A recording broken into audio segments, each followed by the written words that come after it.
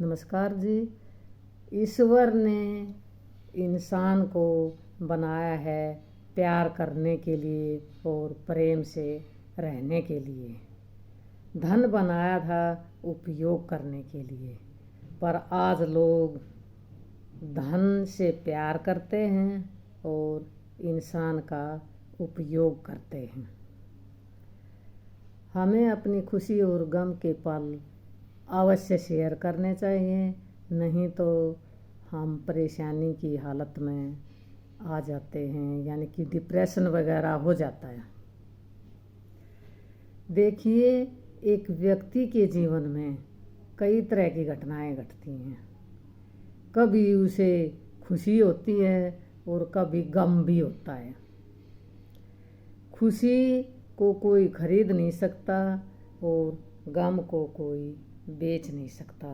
ये तो जैसे एक नदी के दो किनारे हैं, तो ये जीवन में आते ही रहते हैं। इसलिए हमें कभी जो है जब दुख हो तो हमें गम की अवस्था में नहीं जाना चाहिए।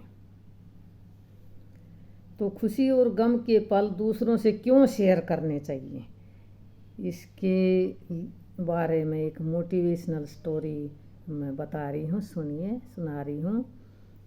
एक बार जो है एक राजा ने अपने बाल कटवाने के लिए नाई को बुलाया।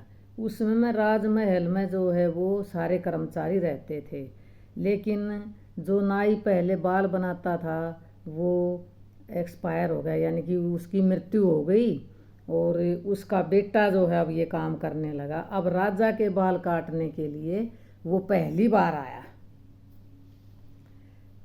उसको नहीं पता था। राजा के बाल जैसे ही वो बनाने लगा तो राजा के सिर में जो है दो उभरे हुए ऐसे यहाँ सींग से थे, उभरा हुआ पार्ट था, तो एकदम से उसके मुंह से निकल गया, राजा राजा के सिर में सींग, राजा के सिर में सींग। राजा बड़ा परेशान हुआ, बड़ा चकित हुआ। यूँ बोला नाई को, देखिए अगर आपने किसी को ये बात बताई ना तो तेरे सारे परिवार को मृत्युदंड दूंगा मैं। अब भाई नाई जो है वो चला गया बाल बना के राजा के, और वो बीमार रहने लगा, क्योंकि वो अपने घर में भी उसने किसी को नहीं बताया, क्योंकि उसे डर था कि राजा जो है वो मृत्युदंड देगा।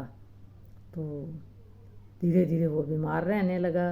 बात जो है वो राजमहल तक पहुंच गई और राजवैद्य को बुलाया गया कि भाई नाई जो है दिन प्रतिदिन घटता जा रहा है, वो तो बहुत ही बीमार रहने लगा। अब राजवैद्य ने नाई से पूछा, तेरे को किसी बात का दुख है? बोला जी ना, कोई दुख ना। बोला कोई ऐसी बात है तेरे मन में जिसे तू कहना चाहता है और तू कह नहीं रहा? बोला हाँ जी वो तो है। तो क्यों नहीं कहता? बोला जी कहूँगा नहीं, किसी के आगे भी कहनी नहीं है, नहीं तो अनर्थ हो जाएगा। तो फिर बोला तो किसी के पास भी साथ भी नहीं शेयर करेगा? बोला नहीं।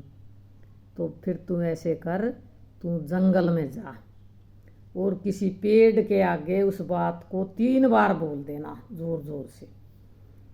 तो भाई वो गया जंगल में, एक बहुत अच्छा भारी पेड़ था, तो उसके सामने वो कहने लगा, ओए पेड़ सुनो, पेड़ सुनो, राजा के सिर में सींग, पेड़ सुनो, राजा के सिर में सींग, राजा के सिर में सींग। ऐसे उसने 3-4 बार कहा और आ गया घर वापस, और धीरे धीरे वो स्वस्थ रहने लगा, उसकी सेहत ठीक हो गई।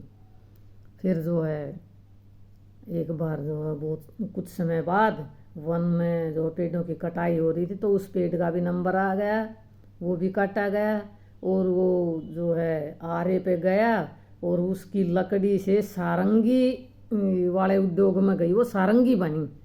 बहुत भारी पेड़ था, बहुत सारी सारंगियाँ बनी उसकी। अब वो सारंगियाँ जहाँ बजें वो ऐसे बोले, सुनो पेड़ सुनो, सुनो, राजा के सर में सींग, राजा के सर में सींग, राजा के सर में सींग।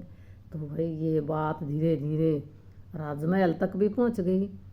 अब राजा उनके पास भी जो है इस बात का जिक्र हुआ तो राजा बोला, भाई इस बात का तो किसी को भी पता ना था, केवल नाई को पता था, नाई को बुलाओ। नाई को बुलाया गया भाई। फिर नाई से कहा, भाई मैंने तो तेरे को किसी भी को बिना कहने के लिए कहा था।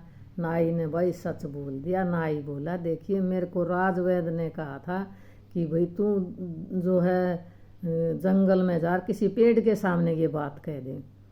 तो जो है भाई इसलिए वो पेड़ के जो है सामने कहने से उन सारंगियों में वो आवाज़ आई, वो वाइब्रेशन जो है कुछ ऐसा हुआ कि वो पेड़ की जो भी सारंगी बनी वो भी यही आवाज़ निकाले। तो फिर राजा ने भाई उसको माफ़ कर दिया, क्योंकि उसने सच बोल दिया था। और राजा ने अपने मंत्रियों को भी ये सलाह दी कि भाई अपने गम और खुशी जो है वो आपस में बांटो, नहीं तो इस नाई जैसा हाल ही सबका हो जाएगा। क्योंकि दिमाग की भी जो है ना कैपेसिटी है एक, तो उसमें भी जो ऐसे बात जो रहेगी उसको जिसको हम कहना चाहें वो बार बार हमारे दिमाग को परेशान करेगी। तो इसलिए ज़रूर जो है वो शेयर करिए अपनी खुशी और गम की बातें। तो वीडियो को लाइक शेयर सब्सक्राइब करें। धन्यवाद। अपने दोस्तों के पास भी इसे भेजें।